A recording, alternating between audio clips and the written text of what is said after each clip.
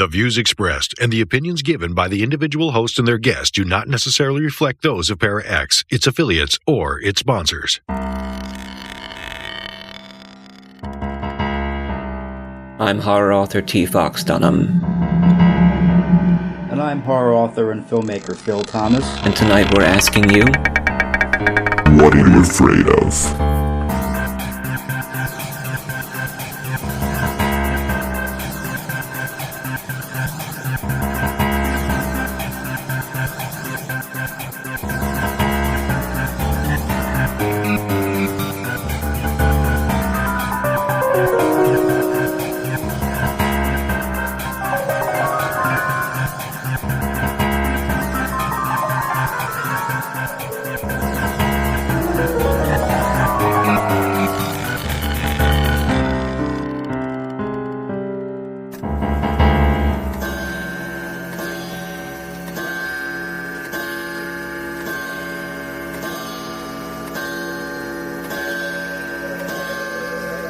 Philadelphia's horror home with hosts T. Fox Dunham and Phil Thomas. Episode 45. The Whispermen. We're whispering tonight. We're whispering because the Whispermen are around us. We don't want them to hear. We don't want to be heard now. Actually, this is episode 45. Hey, Phil, we're back. Hey, Fox. It's just, the show's been, or weeks apart, but it feels like you were just here recording with me. I know. It's we do this sometimes. We have tesseracts. The universe folds in on itself. I know. And we're back here recording the show. We got in our DeLorean, and here we are. Or is this like a Twilight Zone episode where we're forced into hell, and hell is recording the show every moment of every day, which it can be hell to find content. It's going to rotate nonstop. Yeah, we're here. We have to do it. We can never leave this recording booth. Oh God. So. Oh man. Oh well, hey, I guess there could be worse things. How are you, Phil? I'm good. How are you, Fox? I'm still recovering, but hanging in. Hanging in there, still. Yeah. You're doing better. Yeah, every day it's you get a little better, and it's not something you can treat with antibiotics, especially when you're a lymphoma patient and you need to keep things like antibiotics in reserve for things like blood poisoning. You got to give it time and let yourself heal. Yeah. I think I'm talking better. Would antibiotics help though if you did take them? Probably not. Wouldn't do anything? No, it wouldn't. There's not much blood flow to that area where the cancer was in my face, and I just have to wait it out. And, I got you. I mean, the moment I go on antibiotics, it's really serious. Oh, okay. So you only take them for very alarming situations. Mm-hmm. And I have to, otherwise you run out of them. You can't use them. Yep. Right, and your body gets resistant. Yeah, and I don't want to be a ghost just yet. No. I'm having fun being a parajournalist. I don't want to be the subject of parajournalists. Yeah, I know what you mean. Speaking of parajournalists, authors, and incredible ghost hunters, Galen Chauncey is back with us tonight. How are you, Galen? I'm doing good again. How about you all? Oh, we're hanging in. We're doing good. Mm-hmm. Antibiotic-free for the moment? That's good to hear. We are calling this episode based on one of the ghost stories that we're taking from your website. It's been recorded by our voice actors who will be playing tonight, the Whispermen. I was just thinking, Fox, you should get a T-shirt that says antibiotic-free and proud. Yeah, I should. Yeah. Me and all the cows in the world. Yeah, that'd be great. So, Galen, we were just talking about your book. What is the book called? The book called is The Make-Believe in the Boogeyman Chronicles. My mom always said it's make-believe, it's make-believe. So that's where the name came from. Interesting. And what's the book about? It's about that, like a lot of children fear, it's about that monster underneath the bed. It's a scary experience. It's not, oh, this is a neat paranormal experience. This is a very scary experience. And it's what woke me up in the world of the paranormal. Right. Interesting. Right. And you wrote the book to help other children? Yes, I didn't write it to make money. I felt like I had to not sit on the information, okay? And the only way that I felt like I could reach out to the other children out there so they knew they weren't alone was to write this book. And it's a story, but all the paranormal experiences are true. This really happened in this order. It's just different children. I didn't use myself. That was a little bit too close to home. But it really is, because when adults don't believe you and you know that your life is in danger, you're not talking about being scared. You're talking about afraid to die. and nobody believes you. And so this book teaches you this is what you can do to protect yourself. This is what I learned. This is what I did. And if I didn't do any of that, I wouldn't be here today. That's a very interesting subject. A book written for kids that see ghosts. That's interesting. Right. Yeah. To say, you're not alone. You're not alone. You're not, you're not crazy. Yeah. I think it's a great message. Years on research, and what scared me was to find out that children that disappeared under the same circumstances, paranormal circumstances that I had, that's what scared me. It wasn't just me and my sister. This thing was hunting other children, and you kind of, after a while, get mad a little bit about that, and said, because it's Your source for everything paranormal. Para X. My Reflection, submitted by Galen Chauncey from Great Britain, read by Alison Ledbetter. After interviewing for a job, I was about to walk into a lift when this unknown feeling stopped me, the same feeling one gets when about to step on a live mine. Looking into the crowded elevator, it had shiny metal walls, and on the back wall was my reflection. I was looking into my eyes, but the reflection was not right. The face staring back at me was scared. My head was shaking no, while my hands were waving me away. But my arms were down, one holding my bag, and the other a briefcase, my head perfectly still. This could not be me. So shocked, all I could do was stare. One of the men asked gruffly if I was getting on. I slowly back up with a polite no thank you. The doors close. I may be on the 6th floor, but I was taking the stairs. So frightened by myself, here I was, a grown man, practically running by the time I get to the 1st floor. Reading the headlines of the newspaper the next day sent shivers down my spine. In the building I had my interview, 9 people in lift C had vanished while en route to the 1st floor. No one used the escape hatch. The doors never opened until it reached the 1st floor. They just vanished. But the strangest part was, the clothes they had been wearing were found on the floor, looking like they had been ripped off the persons, but there was no blood. The building was searched inside and out.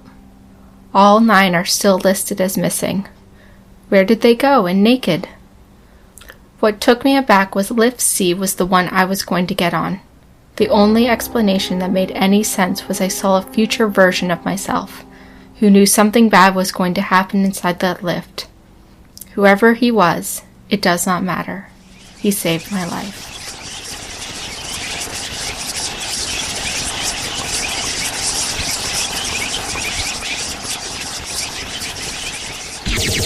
Your source for everything paranormal. Para X. The worms crawl in, the worms crawl out. They crawl all over your dirty snout, your chest. My name is David Walton. I am a vocal performer for What Are You Afraid Of? Horror and Paranormal show. And I have carried the burden of a terrible secret. I am actually what is offensively called a ghost. For years now, I have concealed my ectoplasmic existence from my friends and family, in fear of a common prejudice against ghosts, or what we like to call the disembodied. I have existed frightened of being discovered, unable to do physical acts that the embodied take for granted, such as walking a squirrel, or drinking a glass of vitamin E milk fresh squeezed from a whale. I grew depressed and even considered acts of self-harm or reincarnation, which is suicide for the disembodied. Such movies as Ghostbusters and its sequels drove my feelings of disenfranchisement, and I began looking for help, only to encounter painful exorcisms in the houses I haunted. Then I met 2 good people, it says here, Fox and Phil, at What Are You Afraid Of? Horror and Paranormal. and they help me take control of my own life. Now, it is my choice whether I wish to make phantom bangs in the night, appear at the foot of your bed in darkness, or make your walls bleed. If you are a disembodied person like I am, and you're living a lie, What Are You Afraid Of can help you too. They are on at 9 p.m. on Friday nights at Para-X Radio, leaving plenty of time for midnight haunting activities, and can be found on all major podcast services. Listen to their paranormal stories, interviews, humorous sketches and horror fiction to know that you are not alone. And if you are a member of the embodied, don't forget, you are only a single heart attack or tumour away from becoming one of us. This is David Walton. See you on the other side, or as I call it, this side. And that is the end of a perfect day.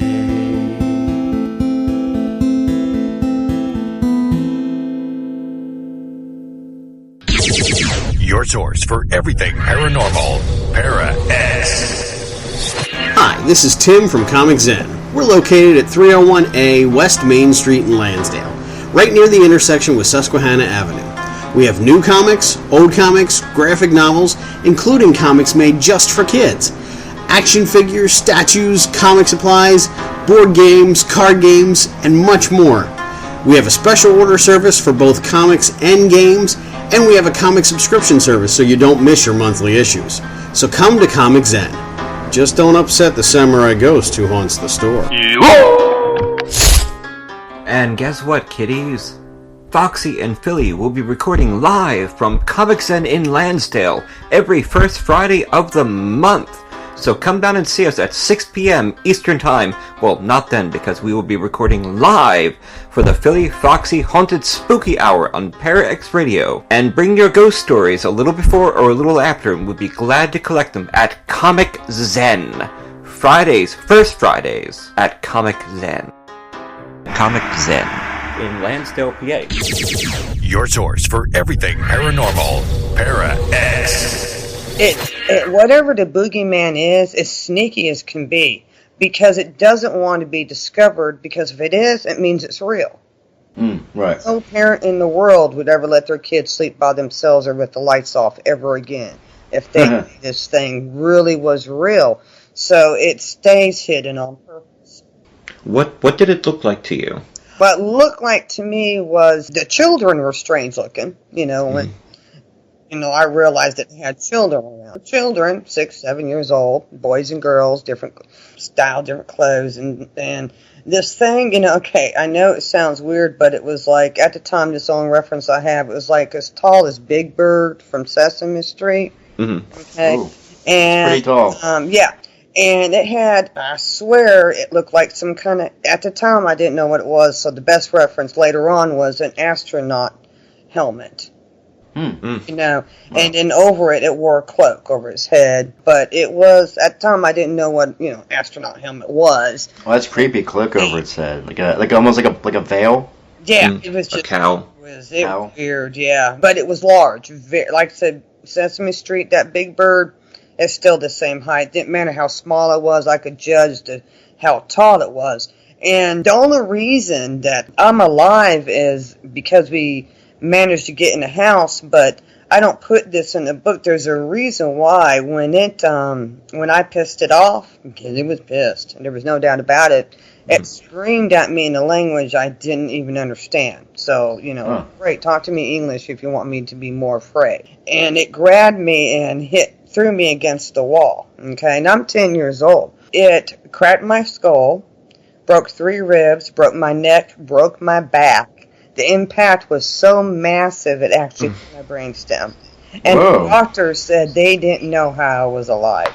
And my dad walked into it. It took something like that to scare them, and how hurt I was, because it took me 3 months to get out of the hospital. I wasn't a happy camper because ghosts are all in the hospital. Yeah.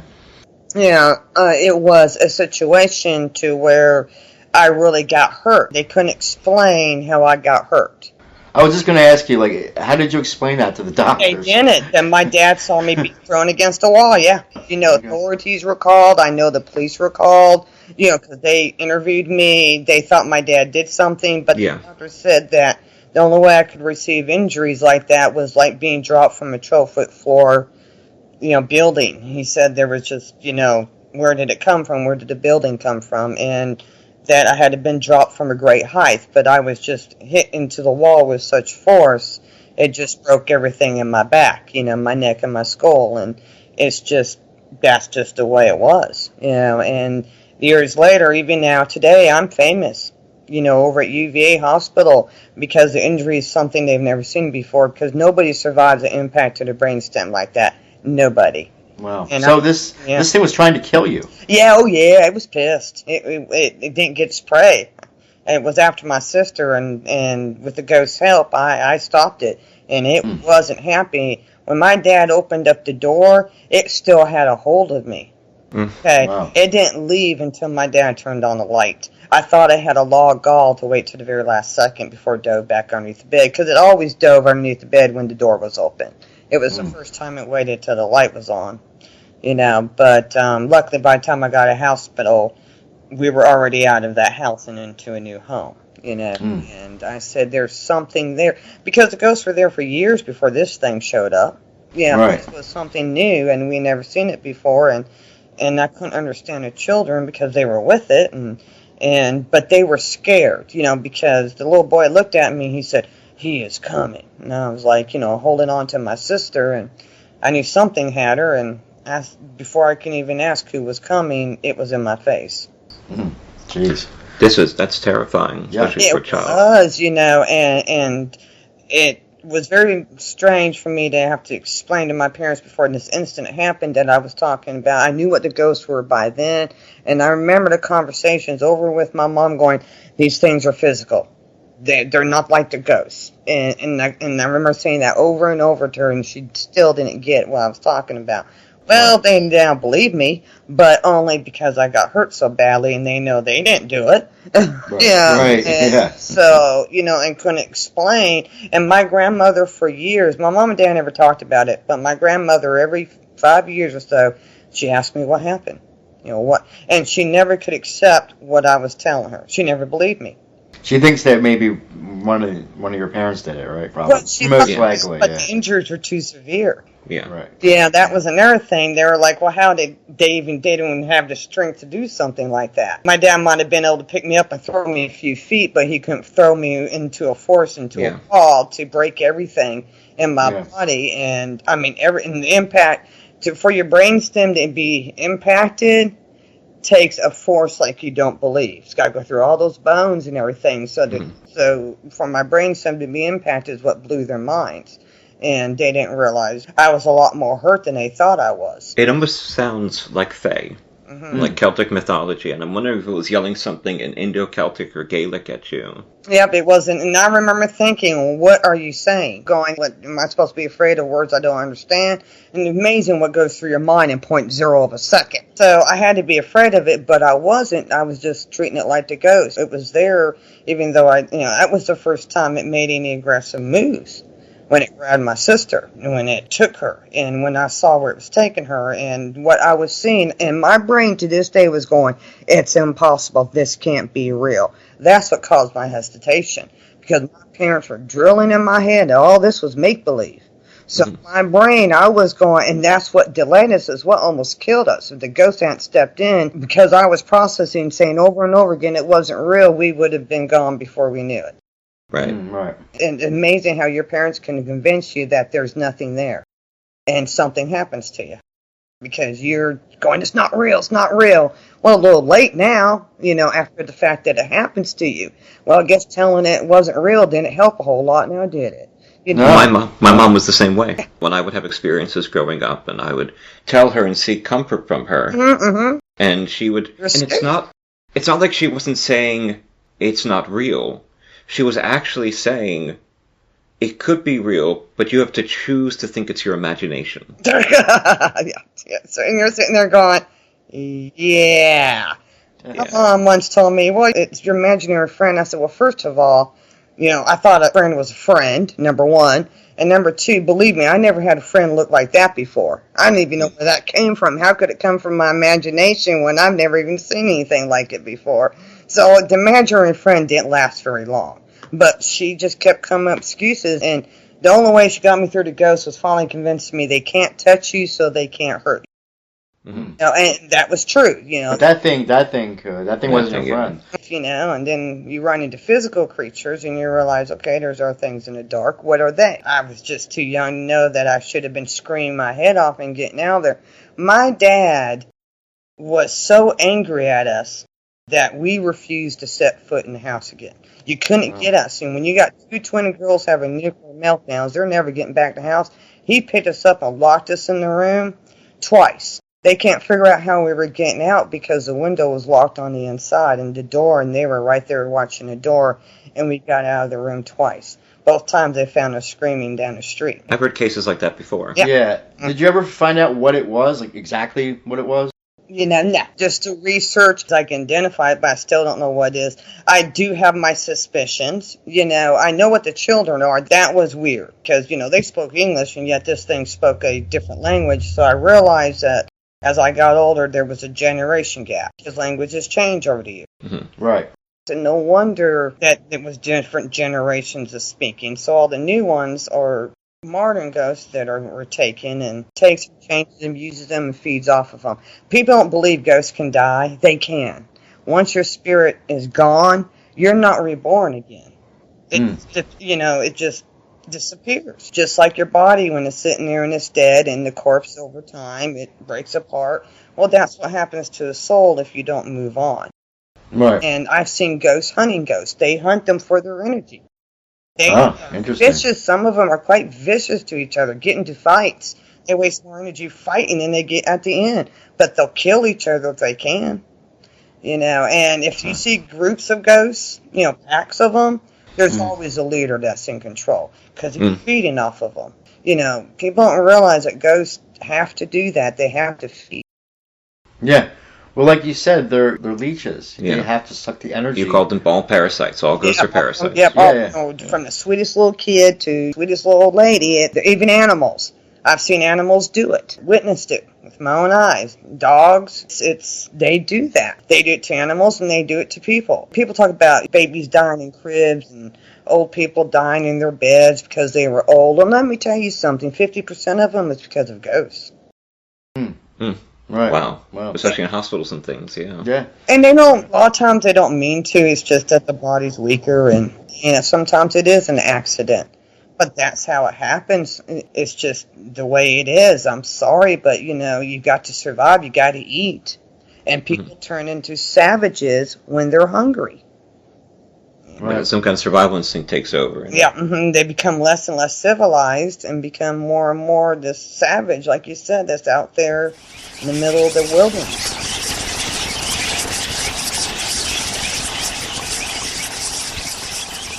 The Talking Dead. These are real voices from spirits. Men, women, children from a closed summer camp. Some nice, some not. But it's proof that some are reaching out to me for help or to warn me. Boo you later. I was outside the door where it was very windy, about to walk in, and this is my first EVP recorded. The name Gibbs. I'm unpacking my equipment and getting EVP. Please, I don't know your name.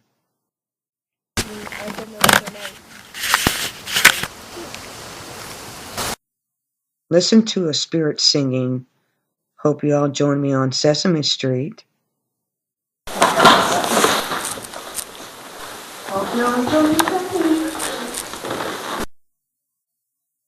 Someone else not happy with us. Little rats.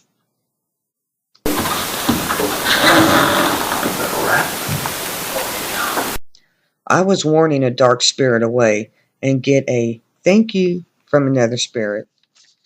I only have one warning for you, and this is it, and you better take it.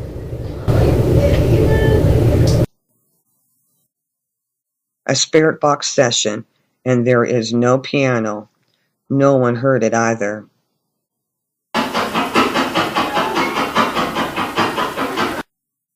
A scream from nowhere. And with the only male with us outside, I am walking up the stairs inside, and there are two spirits that are talking. One says, "Wait," and another asks, "Do you feel that?"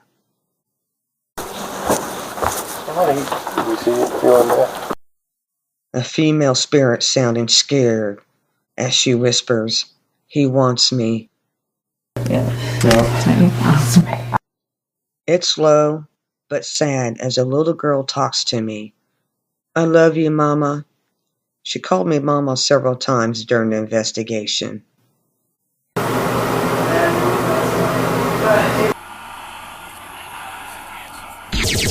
Your source for everything paranormal, Para-X. Hi, it's me, Galen Chauncey, paranormal investigator and author of the Make-Believe and the Boogeyman Chronicles and other ghost stories. I wanted to share a little tidbit of fear from my book. I hope you enjoy it. Boo you later. Kurt woke up to the sound of mousetraps snapping under the bed and grabbed Brad's arm. They both sat up as the trap stopped going off, sitting with their backs to each other in the dark, and neither of them moved. Alarm bells rang in Kurt's head as his stomach bunched up in a knot of apprehension, and he whispered, "It's in here." Brad couldn't keep the frustration out of his voice because he couldn't see more than a few inches in front of him. "Where is it?" Kurt leaned over sideways to carefully take a quick peek over the edge, stating, "I think it's still under the bed." Silent, tension-filled minutes slowly ticked by. Brad pressed himself closer to Kurt's back before saying in a low voice, "What's it waiting for?" Kurt whispered back, "It's waiting for us." "Waiting for us?" Brad's surprised answer echoed loudly around the room. Kurt hissed at him harshly, "Keep your voice down. This is what it does." Ashamed of having to hold back a sob, Brad admitted he was scared and asked, "What do we do now?" Kurt replied in a controlled voice as he kept a watchful eye on the sides of the bed, "We have to keep it together. You're here as a witness, remember? Here to prove that it's not my imagination. Stick with the plan. We wait for it to try something." Brad believed his gut feeling, and he didn't need proof and said so angrily, "Screw waiting. The light. We need to turn on the light." The switch had been on Kurt's side, and his hands were frantically searching the top of the bed for it. Brad urged him to hurry. "I'm looking for it." As soon as the words left Kurt's mouth, his hand wrapped around it. At the same time, something had his foot in a vice grip that felt so cold it burned. He couldn't move it. His head jerked in that direction as his heart pumped in fear. In his haste to look for the light switch, his leg had dangled over to the side, into the darkness. It had him.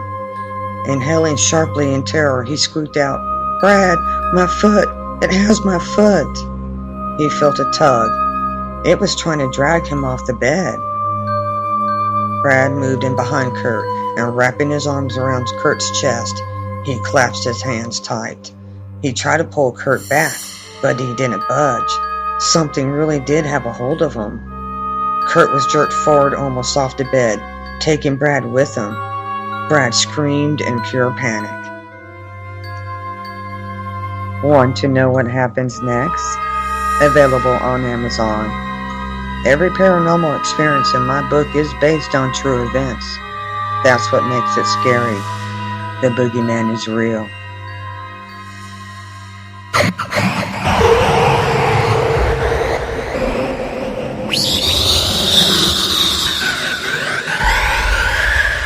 Your source for everything paranormal, Para-X. Mercy, a new horror medical thriller from author T. Fox Dunham, published by Bloodbound Books. Based on the author's horrific battle with a rare form of lymphoma that involved intense chemotherapy and radiation, Fox turns the horror of his experience into terror on the page. William Saint is dying of cancer. On most days, death seems like a humane alternative to the treatment. Stricken with fever, William is rushed to Mercy, notorious as a place to send the sickest of the poor and uninsured to be forgotten, and finds the hospital in even worse condition than his previous visit. Willie's memories faded. He grabbed his the sack head of the scarecrow, picking at the exposed chicken wire to hold them in. However, the memories fell out of the holes in his face. They wormed and crawled from the leather flesh and the old clothing of the scarecrow, then squirmed and wiggled down his body. The grounds are unkempt, the foundation is cracking, and like the wild mushrooms sprouting from the fissures of decay around it, something is growing inside the hospital. Something dark. Fangoria gives Mercy 3.5 out of 4 skulls. Dunham has channeled his many brushes with the other side into the exquisitely rendered, lyrical, supernatural hospital thriller Mercy. It's feeding on the sickness and sustaining itself on the staff, changing them, and now it wants Willie. Come now, Mr. Saint. Just a little more of that sweet milk. So salty and so good. You won't miss it. And we ever do so like our delicacies here at Mercy Hospital. Part medical horror, part supernatural suspense, Mercy is a hard-hitting fever dream of a novel. I enjoyed the hell out of it. Tim Wagner, author of The Way of All Flesh and Eat the Night. Available from Amazon, Barnes & Noble, and bookstores everywhere in both print and digital versions. Life is an addiction. Let go. Let it all burn.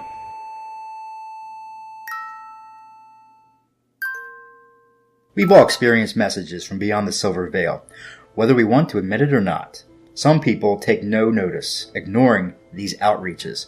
Others embrace them, seeing them as evidence of an expanded universe. Whether these stories frighten or comfort, we are reassured. The mission of What Are You Afraid Of? Horror and Paranormal Show is to explore the dark side through paranormal investigation, folklore, and the arts. The show is an audio magazine. We share true ghost stories, dark fiction, interviews with ghost hunters and indie authors, filmmakers, artists, and musicians. We discuss industry issues and offer support. We have a unique and varied theme that creates a show unlike others. Our weekly show is featured on all major podcast services, including iHeartRadio, iTunes, and YouTube. We are a part of ParaX Radio. We need your true ghost experiences. So write them down in an email, preferably under 2,000 words, which comes to about 3 or 4 typed pages, and send them to whatareyoufraidof117@gmail.com. Please don't attach them as a file. And don't worry about trying to write like Charles Dickens. Just tell us your story as if you were telling a friend. And if you're not sure if it's actually a ghost story or not, but it's still weird, send it anyway. Also send us your photos, EVPs, recipes, your thoughts, and any artwork. Check out our website at www.whatareyoufraidofpodcast.com for our ghost story archives, articles, photos, and expanded material. And you can buy t-shirts, mugs, laptop covers, and animals apparently with our logo on it. Follow us at Twitter at PFWhatAfraidOf. That's PFWhatAfraidOf. You cannot escape the darkness, so explore it with us now at What Are You Afraid Of?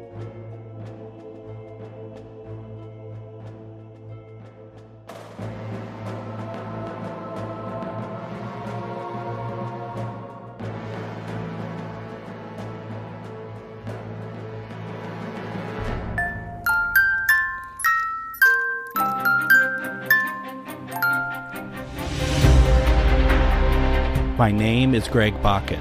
I'm a writer, a producer, and a paranormal investigator. My favorite way of communicating with spirits is through using the spirit box, also known as a ghost box. I invite you to listen to me every Wednesday at 10 p.m. Central for interviews with people in the paranormal community and beyond. Plus, I will also include as much of my spirit box evidence as I can during my show. My name is Greg. Can you say Greg? Can you say Jeff? Greg. Jeff. Join me every Wednesday at 10 p.m. Central Time for Minnesota Ghost Box, only on ParaX Radio. Well, you've convinced me. When I die, I'm moving on to the light. Exactly. It doesn't sound like very much fun. Sounds like it's terrible to be a ghost. And it's all right for family to stay on. Like your grandfather to stay on for a year to make sure the family's going to be okay and stays with the family. I get that. I do. Totally understandable. Even though you can't talk to them, you can't interact with them, you can't tell them you're there. Yeah, that was helpful. Well, you can do that in heaven. There's no need to stick around because there's nothing you can do. They don't even know you're there. Right. And so the best thing to do is go to heaven and watch them from there. I get if they want to stick around for a little bit. That's up to them. And when they're ready, they're ready. Not the ghost whisperer. I just know that, hey, if you want the light, it's there. I do know one thing. They always float above it. They say that. I'm floating up. And I've seen them raised to the top. So it's never walking through a light. The only two times I've seen it, they both floated up. Oh, that was interesting. Yeah, and Jews, they see the blue light. If you do your research, it's a blue light, and that's exactly what they see is a blue light. Why Christians see a white light.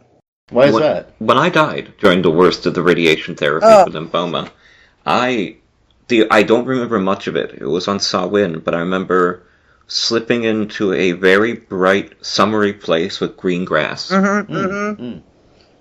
moments. It's almost like the waiting area. Does that make sense? And I can see that. The great news is you can do anything you want.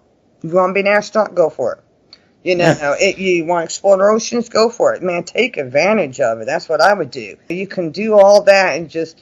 Time to go to Judgment Day, go, oh, yeah, forgive myself. Me, I just figured, I've been through there so many times that I do know one thing. I didn't, most people, their fates are planned for them. For some reason, I had to volunteer for this life. Don't know why. I guess to do what I'm doing. I felt that if I embarrass myself, it doesn't matter. If people think I'm stupid or weird, it doesn't matter. If I save one soul, it was all worth it. Mm-hmm. You seem to have been brought to this world as an intermediary. I try. I do my little tiny part, but in my world, like I said in the 80s, I can talk about it back then as much as I wanted. You had to have the evidence to back you up. So this is why it's so important for me to always get evidence to say, there's a ghost in here right now. Get the evidence, okay? So I'm right. We'll move on to light. We're not having, I'm not here to talk to you. I'm not a medium. I work with mediums because a medium wants me, while they're talking to the ghost, to prove that ghost is in a room with them. So to make the medium look better. Hey, I'm more to go with that because they're the psychiatrist, I'm not. You spend 5 hours trying to talk to this ghost to move on. See you later. I'll look on the next house. It's a symbiotic relationship, where you just different types of the paranormal, different groups, different abilities try to come together here and there to use each other's ability. So you can't hear them? The only time ghosts talk to me, and it's 3 times in my life, is when my life is in danger, like mortal danger. One time was over when I was in Hawaii. When I was 13 and wasn't thinking about, being pulled out by the tide. I was having way too much fun. And I got pulled back by the tide, but my parents didn't know I was in trouble. They didn't know I was out there. And I realized, very good swimmer, and I realized that I was going to die out there, that I couldn't make it back in. And I accepted it. It was just not a problem. I was like, oh, crap, I screwed up. Just wait for it to, I'm like, please don't let drowning be too painful and everything. I'll float on my back as long as possible. And this man said, you need to swim horizontally. Right. And that's when I got back up because I was floating on my back. And there was this man wearing this funny cap, and it was a uniform. And the first thought that went through my mind was, why, how the cap was staying on his head because the waves were jumping us around. And I thought, well, how's that cap staying on his head? And I was like, excuse me. So each time I slowed down because I was exhausted, he said, keep going, keep going, keep going. And the next thing I know, I'm on sand. Tell my parents because I knew they'd never let me back out in the water if I told them I just about drowned.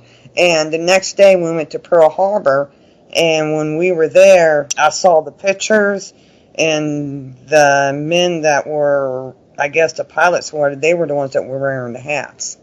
And it was them. Yeah. So he never crossed over. He's in the ocean still. So, you got to feel, okay, I've got to be nice, and I may not be able to help him, but I can help another ghost. I want to ask you one more question, though.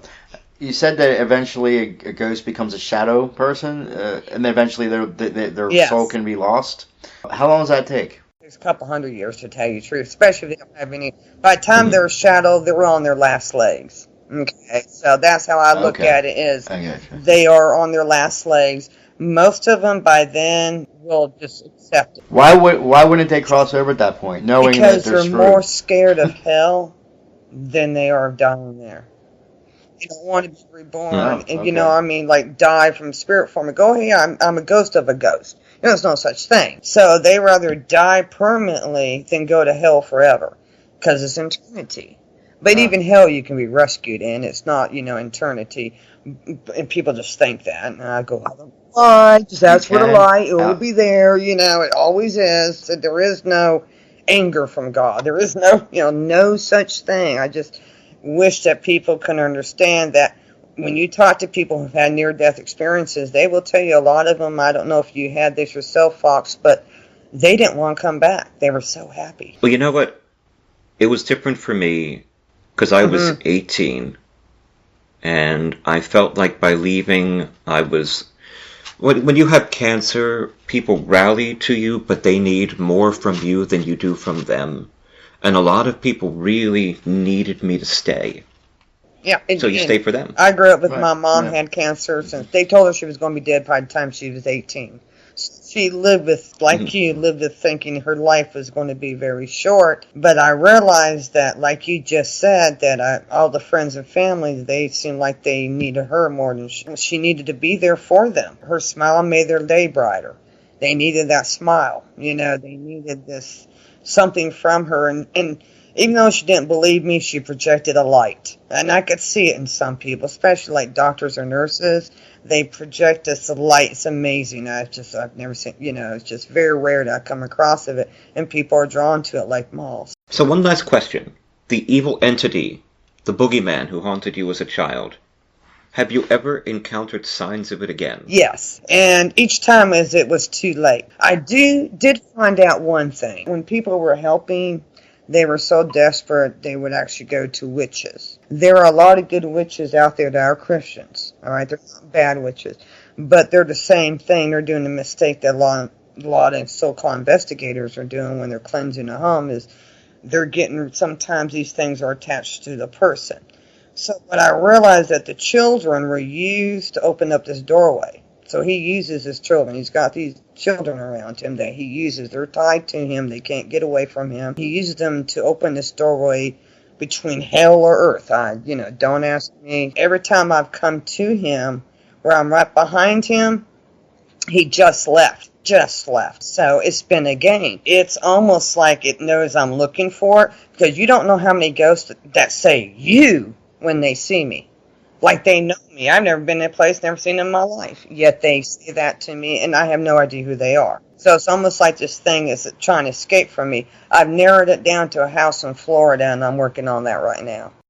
Oh, my word. Well, we wish you good luck with that. Yeah. I hope you'll keep us updated on your... Yeah, because, I know that just sounds weird, but my husband says the same thing. He goes, you get this glow in your eyes when you talk about getting close to this thing. And he... And it's a hunter's look. He goes, I see it. What are you going to do with it? And I'm going to be like Ghostbusters, grab it. I don't know, I haven't gotten that far yet. Let me, find it first, and then I'll work on a plan. That was your whole plan, that was Ray. whole plan. Grab it. Yeah, grab it, Rocky and Apollo Creed it, Yeah, so, I will encounter again, but when you read my stories and listen to some of them on YouTube, and I'll send you copies of the one on YouTube so you can have hard copy for your actors, the weird stuff that I have encountered in my travels with the paranormal, because since I'm specifically looking for that, I make sure that people understand that I do help with the darker side of paranormal. Because even though people might be talking about ghosts, they might be afraid to be talking about the other things they see in their house. Well, we have been talking on this episode 45, The Whispermen, with Galen Chauncey, founder of Afterlife Goes On Investigations, author, and her own Captain Ahab, after this boogeyman white whale. And Thank you so much for talking to us tonight, and I hope that we can talk to you again in the future, maybe get some more EVPs and hear about your ongoing investigations. Oh, I would love to share the information. And it's all about maybe opening up people's eyes and getting the paranormal community to accept that the boogeyman, just like, ghosts are accepted as real, the boogeyman needs to be accepted as real. This is what I'm trying to do. We will have more information up about her and her work at www.whatareyoufraidofpodcast.com, where we're also featuring your movie, Phil, Doppelganger. Yes, Doppelganger, yes. On our YouTube channel. Which is your specific YouTube channel is what now? It's called Film Zero Presents. And you'll find links to that on our website. We're doing a theme on there, supernatural inspired short films. Mm-hmm. And interviews and things like that. I want to have you on sometime. So. Well, definitely we will. Yeah. We definitely will. Yeah. Well, thank you, Galen, so much for talking to us. Oh, it was a pleasure, and boo you all later. Definitely boo you all later. Boo you all later, yeah. This is T. Fox Dunham. This is Phil Thomas.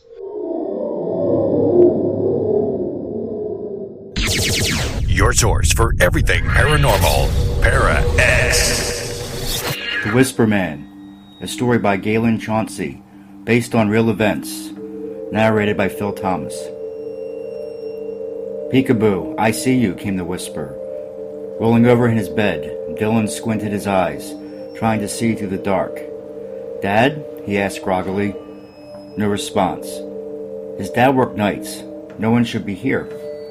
Reaching over to the nightstand, he turned on the lamp, flooding the room with light. Nothing. Groaning, he pulled the blanket over his head, going back to sleep in less than a minute, forgetting to turn off the light. Walking home after school, Dylan mentioned to his friend Carter about the weird whisper dream. Carter replies in a low, menacing tone with laughter. "It's called the peekaboo spirit, because it comes in the darkness, seeking you out while whispering, 'Peekaboo, I see you.'" Dylan picked up his jaw from the sidewalk. "You're joking." Seeing Dylan's shocked reaction, Carter laughed hard. "You must have heard the story." Dylan shook his head. "No. Where did you hear a story like that?" Shrugging his shoulders carelessly, Carter responded, "Around. There's more than one local ghost story in this town. It's about the only thing to talk about when bored to death after a fire while camping. Legends come from some truth, don't they?" Dylan mumbled. Huffing impatiently, Carter teased. "What's wrong with you? It isn't real, man. Just another urban legend." But Dylan puzzled over the dream and its connection to the legend. "Just think it's weird that I don't remember hearing a story like that. Then I dreamt about it. Don't you think that's weird?" Carter slapped Dylan a little hard on the back. "You must have heard it. It's why you dreamt about it." Dylan gave in. "I guess so." A few nights later, Dylan dreamed of whispering coming from the darkness, "Peekaboo, I see you," over and over. He woke up scared, something he hadn't done in years. Taking a deep breath to calm down, he repeated to himself it was just a dream. A horrible low-pitched whisper, almost sounding giddy, came from the darkness. "Peekaboo, I see you." Now that was real. Someone was in his room with him. Instant panic set in. Almost knocking the lamp over in haste, he managed to turn it on without breaking it. He thought he saw movement near his closet door. Moving fast, Dylan grabbed the lamp, and pulling off the shade, pointed the bulb light in the direction of the noise. Hearing a shuffle, as if dogs' feet were scrambling too fast and were slipping on the slick wood floor, he moved off the bed to investigate. Sneaking up to the closet, he looked behind the door and inside. Nothing. Feeling a little silly for doing so, he even checked under the bed. No one was in his room. In the morning, his dad found him asleep in the living room. The following Saturday, Dylan met Carter at the baseball park. Standing next to the empty bleachers, Dylan told Carter what he experienced the other night. "You should have heard the sound of that." "I'm not kidding. Creepy doesn't even come close." "I've been sleeping with the lights on ever since." "Come on, Dylan. You're making this up. No way is the peekaboo spirit real." Carter was having a hard time believing his friend. The legend just wasn't true. "You know what, Carter?" Dylan moved into Carter's personal space. "I don't care what you believe," he said angrily. Sighing heavily, Carter put his hand on Dylan's shoulder. "No need to get mad. Come on, I'm taking you to see someone." "Don't laugh, but she is kind of a psychic." Dylan chalked out. "A psychic? Why?" "Because you need someone who knows this paranormal stuff. Listen, she may be a little bit of a nut, but it doesn't hurt to ask. Besides, she's my aunt. I trust her," Carter insisted. Carter's aunt turned out to be a serious older lady that had the style of a little bit of a hippie and New Age, going by all the crystals in her living room. Sitting Dylan down, she had him tell her his experiences. She watched him closely as he talked. Once finished, and with a lump in his throat, Dylan asked, "What is it?" "A monster," she replied without blinking an eye.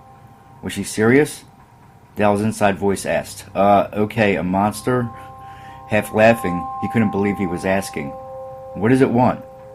She waved a hand in front of her, saying, "What do all hunters want?" Dylan cringed at the image that popped into his head of the deer his dad had shot last summer. He wasn't laughing anymore. "It's hunting me? If not you, it would have been somebody else." She said it so matter-of-fact, it was getting on Dylan's nerves at how casual she was talking about it. Dylan couldn't keep the edge out of his tone. "How do I stop it hunting me?" "You don't. Can't fight something that isn't there." And with those words, she got up and went into the kitchen, indicating the conversation was over. "What does that mean?" he yelled at her. She never turned around, never responded, just went back to cooking. At home in his basement, Dylan shouted into the air his anger and frustration. "This is not happening. It's happening to me and I don't believe it. And your aunt is a damn coot." Carter gently reminded him, "Sorry about that. Told her she was kind of nuts." Dylan's face tightened even more in anger, and his next words dripped with venom. "Oh yeah? Did I forget to say thank you? Can't fight something that isn't there? Give me a break. What the hell does she mean by that?" He was pretty pissed because he was actually scared.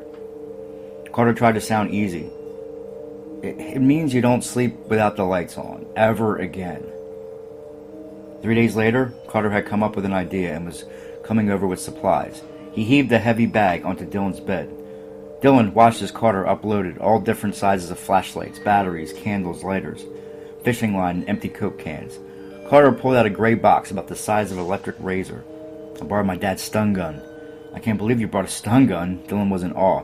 He had never seen one in person. "You wanted me to help, remember?" "This is me helping. Am I right?" Carter asked.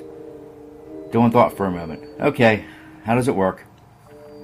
"Well, whoever or whatever it is, he has to be pretty close for you to use it," Carter warned. Dylan eyed the device in Carter's hand. "How close?" "Close enough to touch him." Carter pushed a button, and an electrical light blue arc was seen between two prongs coming out from one side. Dylan winced. "That's close, but what if it's my dad?" Carter shook his head no. "Listen, if he's close enough for you to touch him, he's close enough for you to tell that it's your dad. Stun him if it's not. Just as easy as that."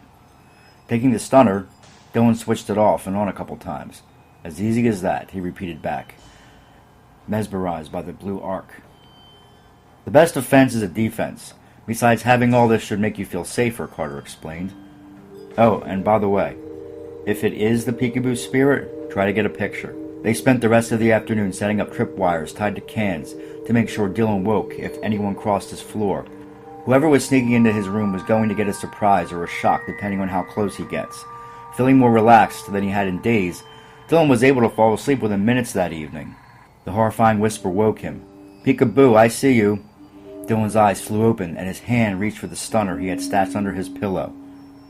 The cans were tripped as he watched the flashlights go out, one at a time, leaving the room dark. "Peekaboo, I see you." The whispering sound, creepily, happily, sent waves of fear down Dylan's back as it got closer. He pretended to be brave as he held the stunner in front of him, trying to keep his hand steady. Every instinct screamed at him to run. He was scared out of his mind. The next whisper was too close for comfort, and he thought he could see a shape near his bed. That was it. He reached towards the lamp to turn it on. As the light came on, the table was crushed, breaking the lamp, and the light went out. He screamed and screamed and screamed. The neighbors reported his screams to the police. Dylan's body was found with his back up against one of his bedroom walls, and 2 feet off the floor. Like he had been pinned so hard his body was slightly stuck. As one of the officers reached to touch him, he fell on the floor. His face a frozen mask of terror, his mouth open as if he was still screaming. His eyes had turned milky white and his face muscles so locked up the EMTs were unable to close his eyelids. There was a lot of bruising on his chest, but no marks were visible, indicating what had caused them. As they carried him out on the stretcher, the EMTs commented on how light his body weight was. The newspapers later reported it was a heart attack. Carter shares the story around campfires about the Whisper Man. And during the few moments that we have left, we want to talk right down to earth in a language that everybody here can easily understand. Your source for everything paranormal, Para-X.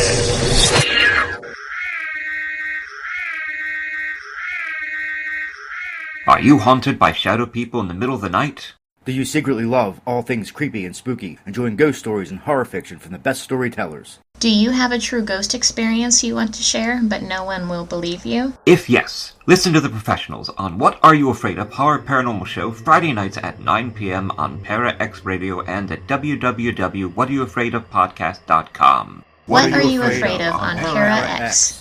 Our creepy and demented hosts are on call to provide you with all your spooky needs with true ghost stories, interviews, indie music, and new horror fiction. We are ready to scare you. Para-X. Boo you all later.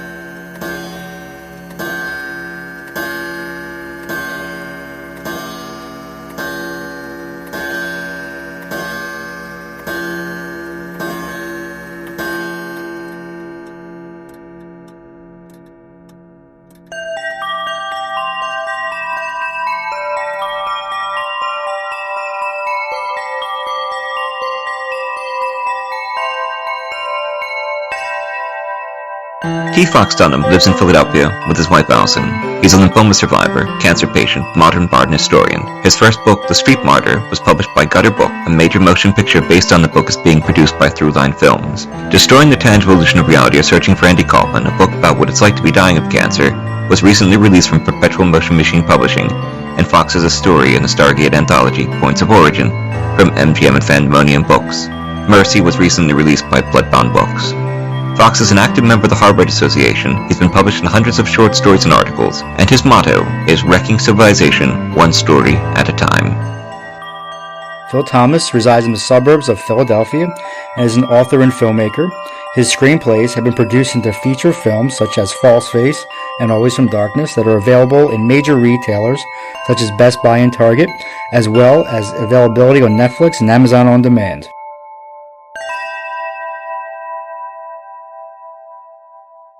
The views expressed and the opinions given by the individual host and their guests do not necessarily reflect those of Para-X, its affiliates, or its sponsors.